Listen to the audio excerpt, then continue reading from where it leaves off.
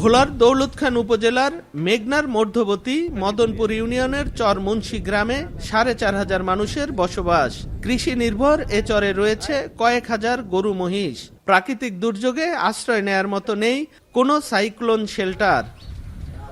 সাগরকুলের ঢালচর, পূর্ব ঢালচর, মেঘনার মধ্যবর্তী চর লাদেন, চর লক্ষ্মী, হাজিপুর, চর শামসুদ্দিন, কাজীর চর, চর সুলতানি, তেতুলিয়ার মধ্যবর্তী চর কচুয়াখালীতে নেই কোনো আশ্রয় কেন্দ্র।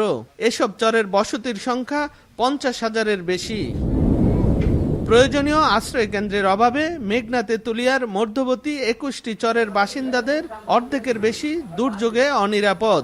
বড় ধরনের ক্ষয়ক্ষতির আগেই সবাইকে নিরাপদ আশ্রয়ে আনার দাবি ঝুঁকিতে থাকা মানুষের। মেঘনা যখন পানি বাড়ে সব তলে যায় স্যার, কিন্তু আমরা মনে করি যে ওই টাইমে আমরা কোথায় যাবো আর কার কাছে যাওয়া থাকবো। উপর দিকে তাকে দেখে আল্লাহকে, আর নিচে পাতলে থাকে স্যার পানি।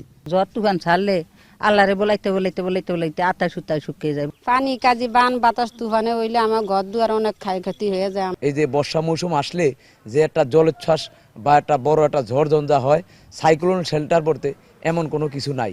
ঝুঁকিপূর্ণ বাসিন্দাদের আশ্রয় কেন্দ্রের আওতায় আনতে প্রকল্প নেয়ার কথা জানিয়েছেন জেলা প্রশাসক।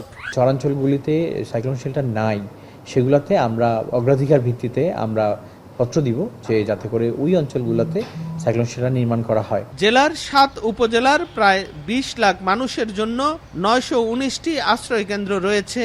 এর মধ্যে সংস্কারের অভাবে জরাজীর্ণ অবস্থায় আছে প্রায় শতাধিক। নাসির উদ্দিন লিটন, সময় সংবাদ, ভোলা।